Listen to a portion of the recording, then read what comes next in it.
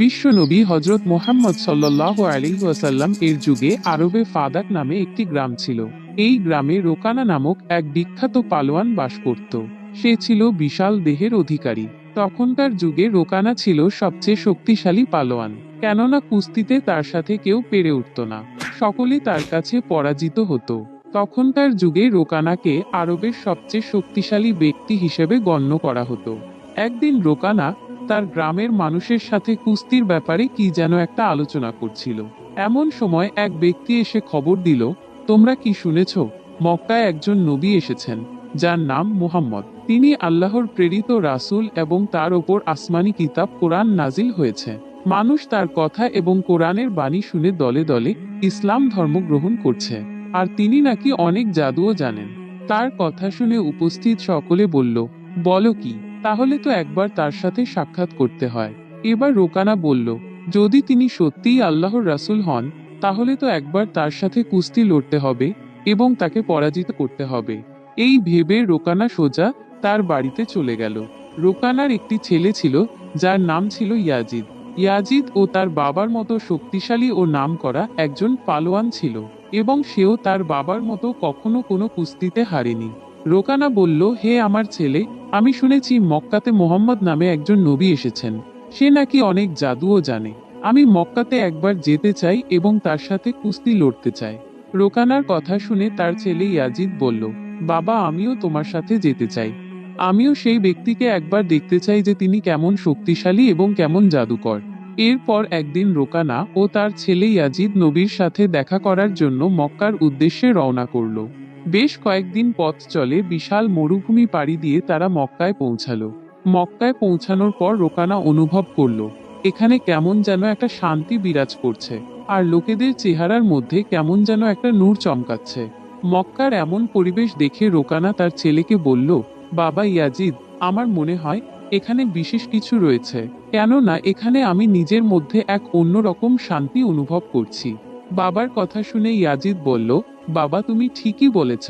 আমিও তোমার মতো এখানে এক অন্যরকম শান্তি অনুভব করছি, এবং এত সুন্দর শান্তিপূর্ণ পরিবেশ আমি আগে কখনো দেখিনি।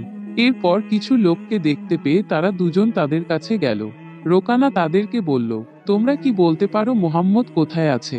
লোকেরা জিজ্ঞাসা করল, আপনারা কারা এবং কোথা থেকে এসেছেন? রোকানা তখন বলল, আমি একজন কুস্তিগীর, আর আমার নাম রোকানা। আমরা ফাদাক নামক গ্রাম থেকে এসেছি। তখন লোকেরা বলল, মুহাম্মদ সাল্লাল্লাহু আলাইহি ওয়াসাল্লাম আমাদের নবী এবং তিনি আল্লাহর প্রেরিত একজন রাসূল। এখন তিনি মসজিদে আছেন।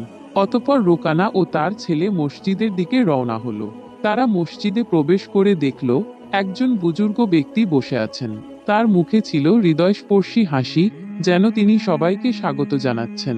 রোকানা তখন দেখে চিনতে পারল, ইনিই সেই ব্যক্তি যার কথা সবার মুখে মুখে শোনা যাচ্ছে। রোকানা তখন নবীর কাছে যায়। এরপর বলে, হে মুহাম্মদ, তুমি কি সেই ব্যক্তি যার কথা আমি লোকেদের মুখে মুখে শুনেছি? তুমি কি আল্লাহর প্রেরিত রাসূল? তখন মুহাম্মদ সাল্লাল্লাহু আলাইহি ওয়াসাল্লাম বললেন, হ্যাঁ, আমি সেই ব্যক্তি। তুমি ঠিকই শুনেছ, আমি আল্লাহর প্রেরিত রাসূল। কিন্তু তুমি কে এবং কোথা থেকে এসেছো? তখন রোকানা বলল, আমি একজন মস্ত বড় কুস্তিগীর। আমার নাম রোকানা। পুরো পৃথিবীতে আমার চেয়ে বড় পালোয়ান আর কেউ নেই। আমি আজ পর্যন্ত কোনো কুস্তিতে হারিনি। আর আমি অনেক দূর ফাদাক নামক গ্রাম থেকে এসেছি শুধুমাত্র তোমার সাথে কুস্তি লড়ার জন্য। তখন আল্লাহর রাসূল শান্তভাবে রোকানাকে বসতে বললেন। এরপর তাকে ইসলামের দাওয়াত দিলেন। তিনি বললেন, রোকানা, তুমি আল্লাহকে ভয় করো। তোমার শরীরে এত শক্তি যিনি দিয়েছেন, তোমাকে এত বড় পালোয়ান যিনি বানিয়েছেন, সে মহান আল্লাহ তাআলার কাছে নিজেকে আত্মসমর্পণ করো এবং তার প্রতি ঈমান আনো, এবং আমাকে সেই মহান আল্লাহ তাআলার রাসূল হিসেবে মেনে নাও। রোকানা তখন বলল, হে মুহাম্মদ, তুমি এসব কি বলছ? আমি তো এসেছি তোমার সাথে কুস্তি লড়ার জন্য। আমি শুনেছি তুমি অনেক বড় একজন জাদুকর ও শক্তিশালী ব্যক্তি। এ কারণে তোমার শক্তি পরীক্ষা করার জন্য আমি অনেক দূর থেকে তোমার সাথে কুস্তি লড়ার জন্য এসেছি। আর তুমি বলছো ইসলাম গ্রহণ করার জন্য। এটা কিভাবে হতে পারে? তখন দয়াল নবী বললেন, হে রোকানা, তুমি আমার সাথে কুস্তি লড়ার জন্য এসেছো, কিন্তু আমি তো কুস্তি লড়ি না। এসব তো আমার কাজ না। এগুলো তো পালোয়ানদের কাজ। আমি তো আল্লাহর একজন নবী। আমার কাজ হলো মানুষকে সঠিক পথের সন্ধান দেয়া। রোকানা রাসূল সাল্লাল্লাহু আলাইহি ওয়াসাল্লামকে বলল, হে মুহাম্মদ, আমি তো এত অজুহাত শুনতে চাই না। আমি শুনেছি তোমার নাকি অনেক ক্ষমতা, তুমি নাকি অনেক জাদুবিদ্যাও জানো, তুমি তো আল্লাহর রাসূল, তাহলে তোমার ক্ষমতা দিয়ে তুমি আমাকে কুস্তিতে হারিয়ে দেখাও। তখন দয়াল নবী বললেন, তুমি যেহেতু এত জোরাজুরি করছো, তাই আমি একটি শর্তে তোমার সাথে কুস্তি লড়তে রাজি আছি। তখন রোকানা বলল, কি শর্ত? তখন দয়াল নবী মায়ার নবী রাসূল সাল্লাল্লাহু আলাইহি ওয়াসাল্লাম বললেন, তুমি যদি আমার সাথে কুস্তি করার পর হেরে যাও তাহলে তোমাকে ইসলাম ধর্ম গ্রহণ করতে হবে আর আমাকে আল্লাহর প্রেরিত রাসূল হিসেবে মেনে নিতে হবে। রাসূলের শর্ত শুনে রোকানা ভাবতে লাগলো, এই সামান্য একজন হুজুর আমাকে হারাবে, যার আমার মতো চওড়া বুক নেই, আমার মতো এত শক্তিও নেই। আমি একজন পৃথিবী বিখ্যাত পালোয়ান, আজ পর্যন্ত কেউ আমাকে হারাতে পারেনি। আর এই মোহাম্মদ সামান্য একজন হুজুর আমাকে হারাবে, সে তো কোনো পালোয়ানও নয়, সে আবার কিভাবে আমাকে হারাবে? সে তো এক মিনিটও আমার সামনে টিকতে পারবে কিনা সন্দেহ। এই সমস্ত কথা ভেবে রোকানা নবীকে তুচ্ছ হিসেবে গণ্য করল। অতঃপর রোকানা রাসূলুল্লাহ সাল্লাল্লাহু আলাইহি ওয়াসাল্লামকে বলল, হে মুহাম্মদ, আমি তোমার শর্তে রাজি আছি।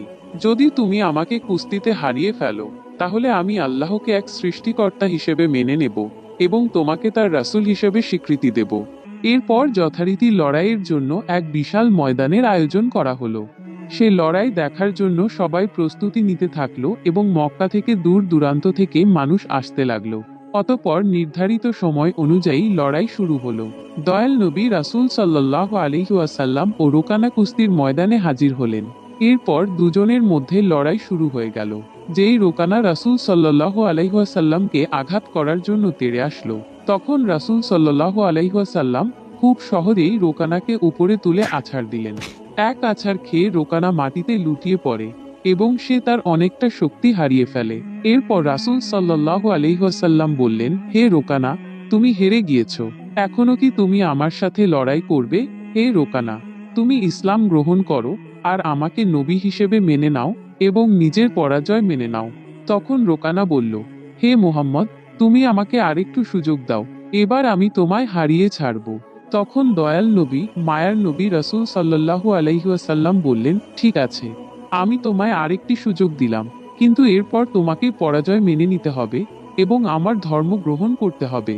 এই বলে দয়াল নবী রোকানা পালোয়ানকে আরেকটি সুযোগ দিলেন। এরপর আবার লড়াই শুরু হয়ে গেল। এবার রোকানা তেড়ে এলেন রাসূল সাল্লাল্লাহু আলাইহি ওয়াসাল্লামকে আঘাত করার জন্য, কিন্তু আগের মতোই রাসূল সাল্লাল্লাহু আলাইহি ওয়াসাল্লাম রোকানাকে উপরে তুলে মাটিতে আছাড় দিলেন। ফলে সঙ্গে সঙ্গে রোকানা মাটিতে লুটিয়ে পড়ে। অতঃপর রাসূল সাল্লাল্লাহু আলাইহি ওয়াসাল্লাম বললেন, হে রোকানা, এবার নিজের পরাজয় মেনে নাও এবং আল্লাহর প্রতি ঈমান আনো এবং আমাকে আল্লাহর প্রেরিত রাসূল হিসেবে মেনে নাও। কিন্তু রোকানা তখনও নিজের পরাজয় মানতে পারছিল না, কারণ সামান্য একজন হুজুরের কাছে এসে হেরে যাবে এটা কল্পনাও করতে পারেনি। যে পালোয়ানকে কখনো কোনো কুস্তিগীর হারাতে পারেনি, সেখানে সামান্য একজন হুজুর, যে কিনা কোনো পালোয়ান নয়, তার কাছে পরাজিত হবে এটা মানতে পারছিল না। ফলে রোকানা পুনরায় রাসূলকে অনুরোধ করল যেন তাকে আরেকটি সুযোগ দেওয়া হয়। আর আমাদের নবী তো দয়াল নবী, যিনি ইসলামের জন্য একটি কেন হাজারো সুযোগ দিতে রাজি ছিলেন। তাই রাসূল বললেন, ঠিক আছে, তোমাকে আরেকটি সুযোগ দিলাম, কিন্তু এবার না পারলে তোমাকে আমার শর্ত মেনে নিতে হবে। সে অনুযায়ী আবার লড়াই শুরু হয়ে গেল। এবার রোকানা তার শরীরের সমস্ত শক্তি দিয়ে রাসূলের উপর ঝাঁপিয়ে পড়ল, কিন্তু সে রাসূল সাল্লাল্লাহু আলাইহি ওয়াসাল্লামের কাছে আসার সাথে সাথে এবারও রাসূল সাল্লাল্লাহু আলাইহি ওয়াসাল্লাম তাকে উপরে তুলে একটি আছাড় দিলেন। আছাড় খেয়ে রোকানা মাটিতে লুটিয়ে পড়ল।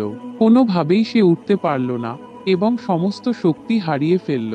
এবার সে বুঝতে পারল আসলে মুহাম্মদ সাল্লাল্লাহু আলাইহি ওয়াসাল্লাম সাধারণ কোনো মানুষ নন, তিনি আল্লাহর প্রেরিত রাসূল এবং ইসলাম শ্রেষ্ঠ ধর্ম। অতঃপর রাসূল সাল্লাল্লাহু আলাইহি ওয়াসাল্লামকে বলল, হে আল্লাহর নবী, আমি বুঝতে পারছি আপনি সত্যিই আল্লাহর প্রেরিত একজন রাসূল এবং আপনার ধর্ম শ্রেষ্ঠ ধর্ম।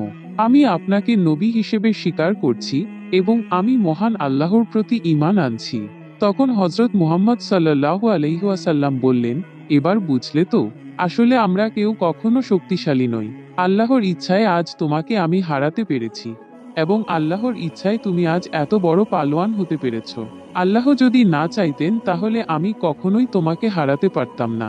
তিনি আমাকে এত শক্তি দিয়েছেন, তাই তুমি আজ আমার মতো সামান্য একজন হুজুরের কাছে পরাজিত হয়েছ। রাসূল সাল্লাল্লাহু আলাইহি ওয়াসাল্লামের কথাগুলো শুনে রোকানা সাথে সাথে ইসলাম ধর্ম কবুল করে নিলেন।